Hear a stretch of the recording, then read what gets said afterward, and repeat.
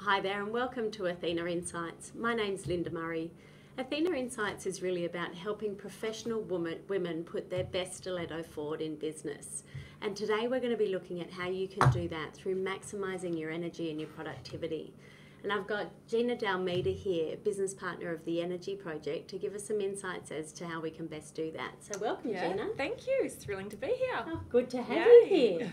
So the Energy Project, can you tell us a little bit about that and how you found it and what it's all about? Absolutely. So the Energy Project came to us. I work for a beautiful boutique recruitment firm, Mondo Search, in the city. And we, beyond finding great talent for our clients, we wanted to be able to take it further than that and extend on the relationship and help them to keep great talent within their business, keep them productive, keep them passionate, keep them committed, keep them happy in their working environment.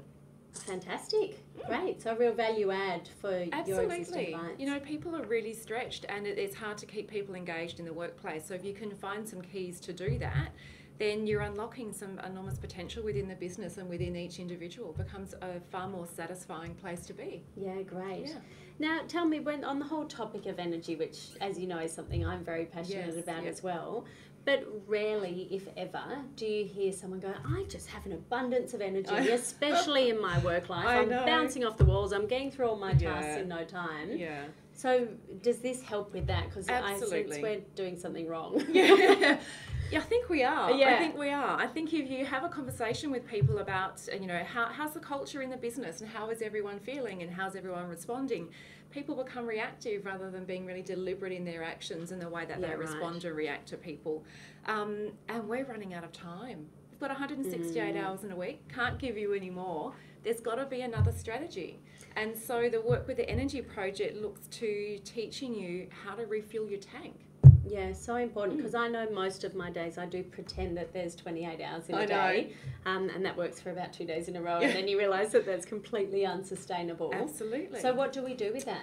So the thing with the Energy Project is we look at it in a really holistic viewpoint. So there's four energies, four dimensions of energy: physical, spiritual, emotional and mental. And to really be able to do this in a sustainable way, you need to change behaviours. And so you need to address each of those points to be able to do that. So each of those things, I guess you could say, have their own fuel tank. Yeah. And there's different behaviours that you need to adopt to be able to refuel those tanks.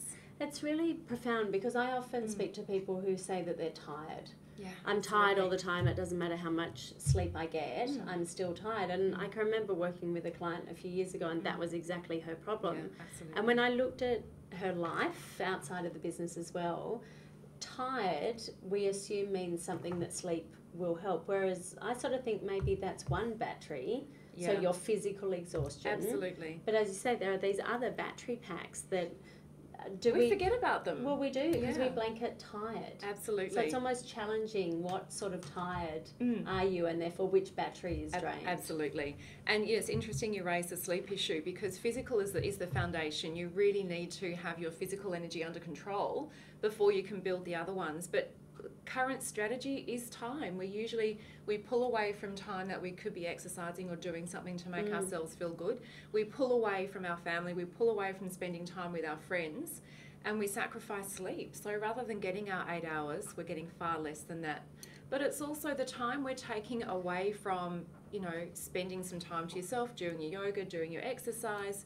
They're the things that are going to refuel you spiritually or give you clarity when you need to approach, a tough task. Yeah, it's so important. And even when we look at time management, I was saying to someone the other day, let's say you innovate how you do your mundane tasks. So a time gobbling task might be doing the grocery shopping. If you then become an online grocery shopper and you save an hour a week, are you actually deliberately reallocating that hour you've saved into something that is energy boosting, or is it just getting gobbled up in the next task?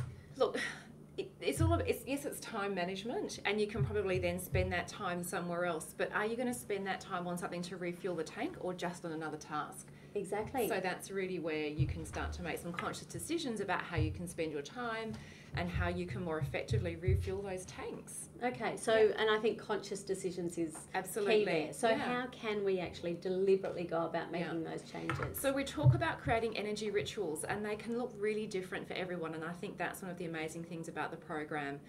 For me personally, I need to get my 8 hours, I need to do my exercise 3 or 4 times a week.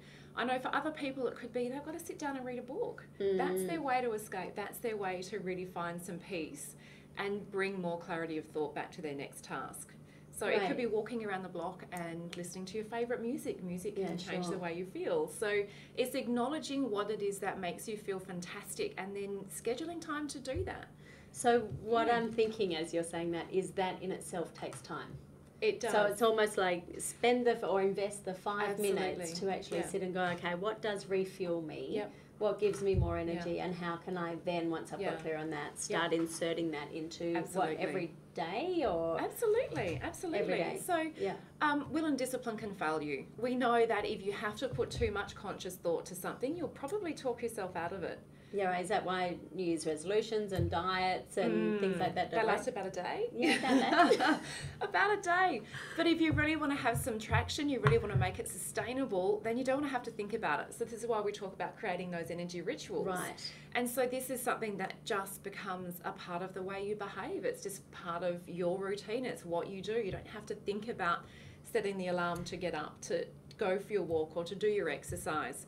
And there's another great strategy is doing the most difficult thing first. Turn off all the devices, the beeps, the buzzing, the emails. Which most people would unplug. find scary. Just unplug. Yeah. It's really worth it. Yeah. Yeah. I know I recently took a short break and I promised myself it would be an email-free break. How did that go? It was terrifying. I thought it would be quite easy, and I'd have to say that first day or two, it was that almost subconscious grab for the phone all the time. Yeah, absolutely. And you had to stop yourself, but I'd have to say after those 2 days, I was completely fine.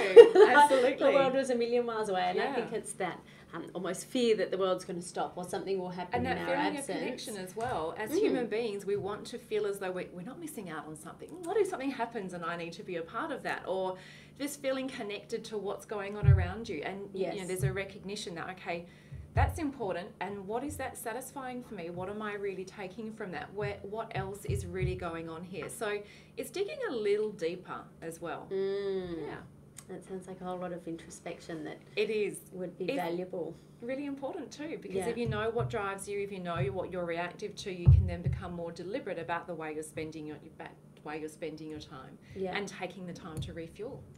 The other thing that comes up a lot when we look at time management and where we're saving time and losing time is our good friend multitasking, which isn't that a good one? We all do. Yeah. But and as women, we're particularly good at multitasking. We juggle lots of things, absolutely. So is there a science around It's a myth. That? Multitasking is a myth, and this is the really interesting thing. I, for one, mother of 2 children, working full-time, have a family and a household and friends and everything to balance. I think that I can multitask. It doesn't really happen. What we're doing is one thing, stopping it, refocusing, starting something else, stopping it, refocusing, starting something else. So we're actually losing momentum. We're losing the thought process, and you end up taking 2.5 to 3 times longer to complete each of those tasks than if you just did one, finished it, and then started the next. So you're actually, creating more work, less focus, and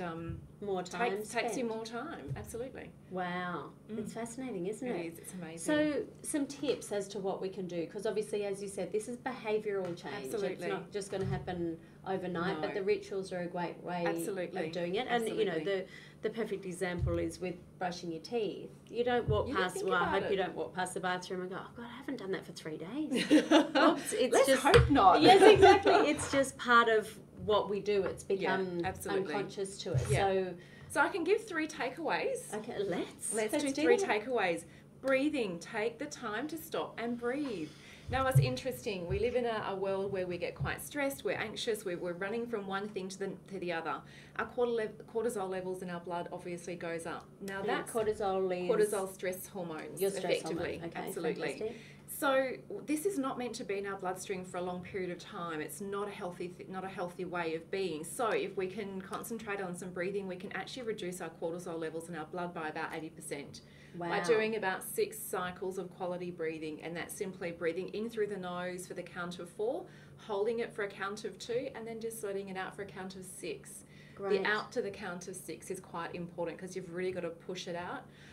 And then you can take that next nice big breath in. A lot. Like I think we are always rushed and breathing quite shallowly. So to breathe out to the count of 6, Absolutely. I imagine you'd be almost you've got to push it out. So you've got to use your core. You've got to almost change your kind of your muscles through your shoulders as well. So it means you're actually reframing and resetting yourself physically as well. Yeah, fantastic. Yeah. Oh, good. Oh, what clarity else have of thought follows. It's fantastic. So the reason I started with breathing is because my next one is talking about working in 90-minute blocks. So we all know that within our sleep, we have sleep cycles. We go in and out of different sleep cycles. We do that through the day as well, and it's called our ultradian rhythm. Okay. And so our productivity is at its best for about 90 minutes. Past that time, we can expect error rates to increase, our productivity to decline, certainly distractions far more powerful on our train of thought. So if you can work for a 90-minute block, then take a refresh break, and that refresh break could be the breathing, 4 to 6 cycles of that breathing. Then come back to the activity again. That's all it takes, and you've restarted that 90-minute block where you can be productive, focused and on task. That's really interesting, because when you think of an average course that you do or Absolutely. A workshop, it'll be from 9 a.m. till 10:30 when you have morning tea, and then 11 till 12:30. It seems to be structured. And when you think of a room, as you're getting near that 90 minutes, people are getting a bit fidgety and concentrating less. So is that ultradian rhythms at work? This is the ultradian rhythm at work.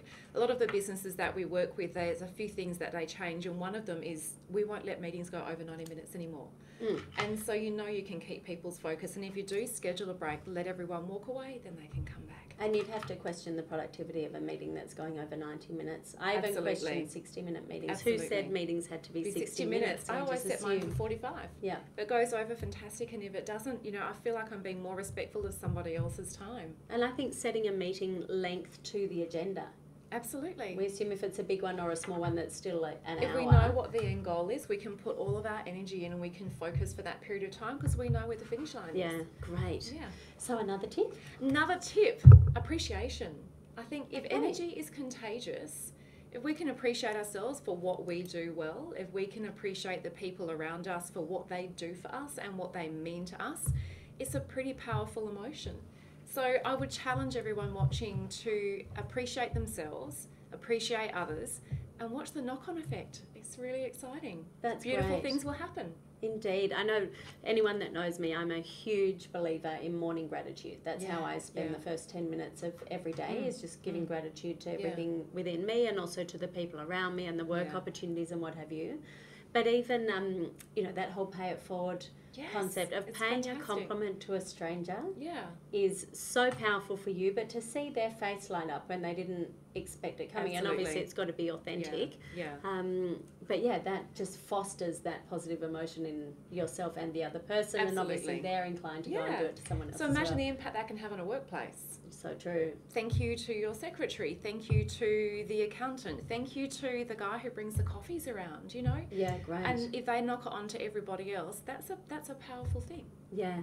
Fantastic. Yeah. That's great, Gina. It's been amazing to really see the connection between how one manages their own energy and implementing those tips that you've given, but how that can have that contagious effect across the whole organisation, big or small. Definitely. It doesn't matter if you're in a business of 3 people or 3,000 people. By empowering people to have the space to create these rituals and embrace these behaviours, they're happier individuals, they're happy to give more, and it's fantastic for the business. That's wonderful. So if people want to find out more about energy management specifically, but also the energy project, how can they do it? Best way, you can check out my LinkedIn page, just search for Gina Dalmeda, or you can go to the energyprojectanz.com.au. Fantastic. Yeah. And who actually formulated the work originally? So it started with Tony Schwartz in the US, and he's written a couple of books, The Powerful Engagement and The Way We're Working Isn't Working. There's a number of YouTube clips there as well. And has he done a TED Talk? He has done a TED Talk. It was a fantastic TED Talk, in fact. Yeah. So that could be another way to search for it. Fantastic. Well, thanks so much for coming on the show. Absolute pleasure. Thank you. Thank you.